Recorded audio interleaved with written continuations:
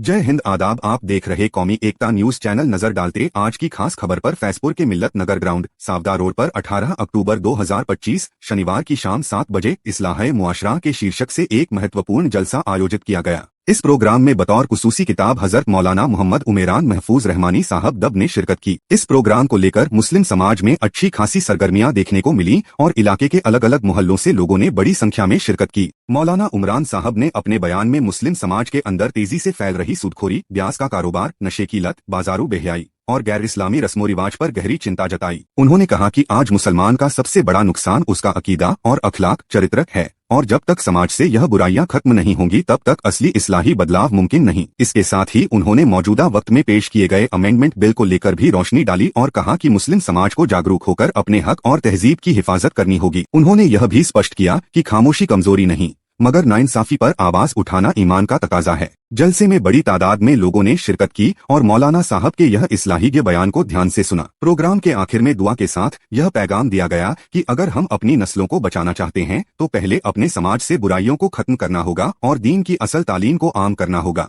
कुरान की तिलावत की लज्जत मुझे इस तकलीफ से अलग कर देगी।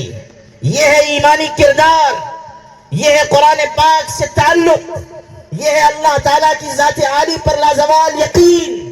कुरान ऐलान कर रहा है, इन्नमल मुमिनून अल्लज़ीना इज़ा ज़ुकिरल्लाह वजिलत कुलूबुहुम व इज़ा तुलियत अलैहिम आयातुहु ज़ादतहुम ईमाना व अला रब्बिहिम यतवक्कलून। कुरान ऐलान कर रहा है, यम्हक़ुल्लाहु रिबा व युर्बिस सदक़ात। अल्लाह सूदी निजाम को तो मिटाएगा और सदक़ात के निजाम को बढ़ाएगा। यानी जो लोग एक दूसरे की मदद करेंगे, गरीबों के काम आएंगे, मुहताजों के साथ खड़े रहेंगे, बेवाओं का बुझा हुआ चूल्हा जलाएंगे, यतीमों के सर पे शफ़क़त का हाथ रखेंगे, जो लोग मक़रूज़ों के लिए आगे आकर इमदाद करेंगे, अल्लाह ऐसे लोगों की मदद करेगा, उनके माल में, उनकी नस्ल में, उनकी औलाद में बरकत अता फरमाएगा। इमदाद बाहमी का निज़ाम इस्लामी माशरे का हुस्न है, उसकी खूबसूरती है। एक दूसरे का ताउन, वतआवनु अलल बिर्रि वत्तक़वा वला तआवनु अलल इस्मि वल उद्वान। नेकी और भलाई के काम में एक दूसरे के मददगार बनो और गुनाह के काम पर मददगार न बनो। मासियत के काम पर मददगार न बनो, गुनाह की चीजों में एक दूसरे के शरीक न बनो। ताउनु अलल बिर्रि वत्तक़वा, नेकी, भलाई, तक़वा, अच्छाई, उसमें मददगार हो। एक दूसरे की इमदाद के लिए आगे आओ।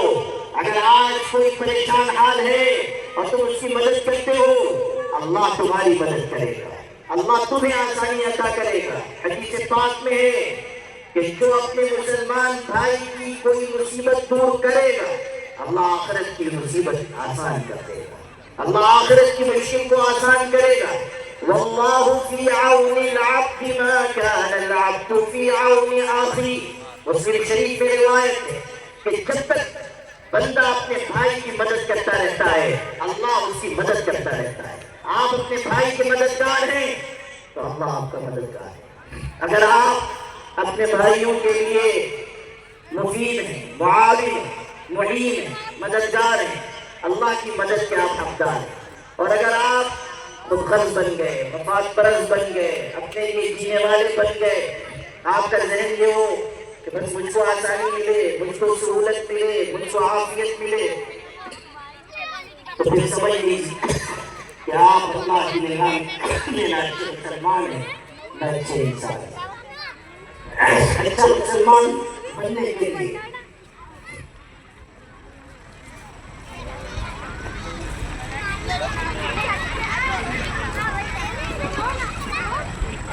अच्छा मुसलमान बनने के लिए आपको अपने अंदर मदद का, खैर खानी का जज्बा पैदा करना होगा।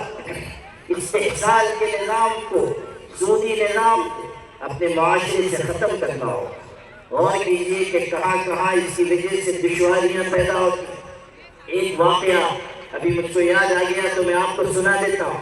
मैंने अभी अर्ज़ किया कि हमारे यहाँ खुदकुशी की कई वारदातें हुई।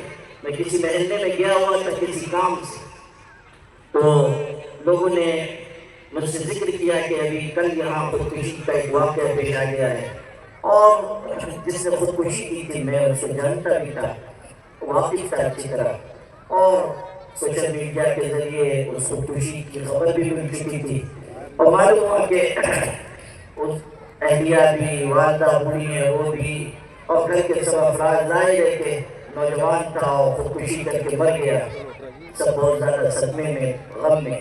تو میں ان کے گھر چلا گیا اور پردے کے پیچھے بیٹھ کے میں نے تسلی کی باتیں کہی۔ جب میں نے گفتگو شروع کی تو اندر سے وہ سب عورتیں مستورات سب رونے لگی، ان کے رونے کی آواز باہر تک آ رہی ہے، ظاہر ہے کہ غم صدمہ نہایت درجہ بڑھا ہوا تھا۔